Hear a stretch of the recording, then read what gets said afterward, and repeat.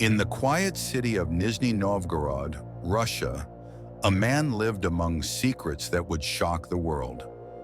Anatoly Moskvin appeared to be an ordinary academic, a historian, linguist, and journalist who spoke 13 languages and had published numerous articles about local cemeteries and burial traditions.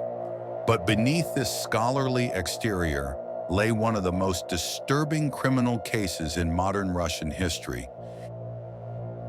Anatoly Moskvin was born in 1966 and grew up to become a respected academic in his community.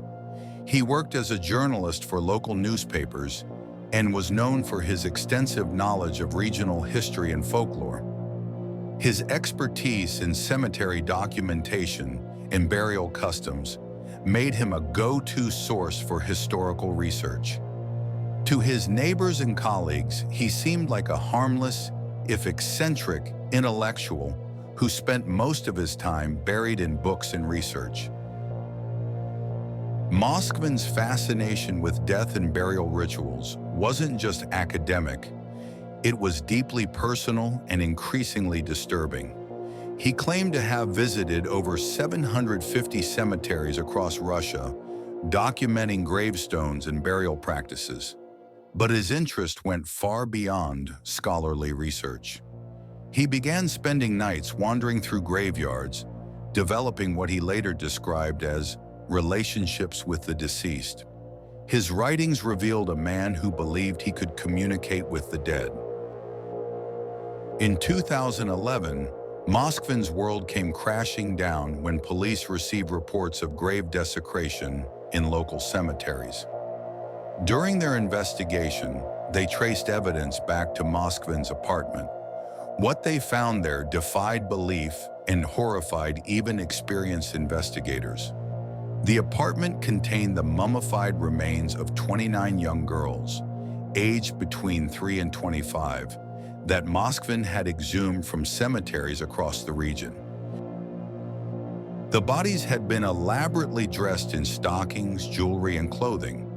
Moskvin had created what he called dolls. He had mummified the corpses using a mixture of salt and baking soda, then dressed them up and positioned them around his apartment like macabre mannequins. He had replaced their eyes with buttons, stuffed their bodies to prevent decay, and even created detailed instructions for caring for each doll. To him, these weren't corpses. They were his adopted daughters. Police discovered that Moskvin had been desecrating graves for nearly a decade. He would visit cemeteries at night, dig up recently buried bodies, and transport them to his apartment using public transportation. His neighbors had occasionally noticed strange smells and odd behavior, but no one suspected the true horror taking place behind his door. The investigation revealed meticulous planning and a systematic approach to his crimes. When arrested, Moskvin showed no remorse and spoke about his daughters with apparent affection. He claimed he was saving them from loneliness in their graves and providing them with a better existence. Psychiatric evaluations revealed severe mental illness, and he was declared unfit to stand trial. The court ordered him to undergo treatment in a psychiatric facility where he remains today. The case sent shockwaves through Russia and the international community. Families of the victims had to endure the additional trauma of learning what had happened to their loved ones after burial. The story raised questions about grave security, mental health services, and how someone could carry out such acts for so long without detection. Local cemeteries implemented additional security measures to prevent similar incidents. Experts who studied the case identified Moskvin as suffering from severe necrophilia and possible schizophrenia. His academic background and intelligence had helped him evade detection while feeding his disturbing compulsions.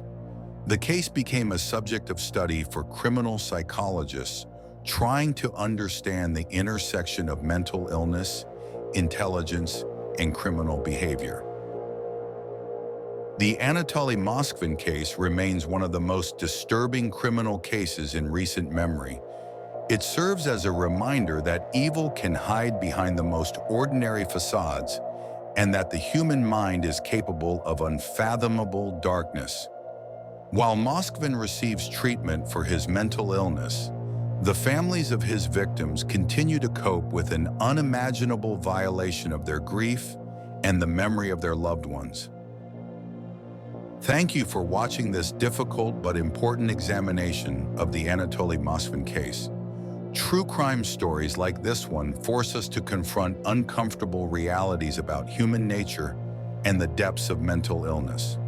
While we seek to understand these cases, we must never forget that behind every story are real victims and grieving families whose lives were forever changed.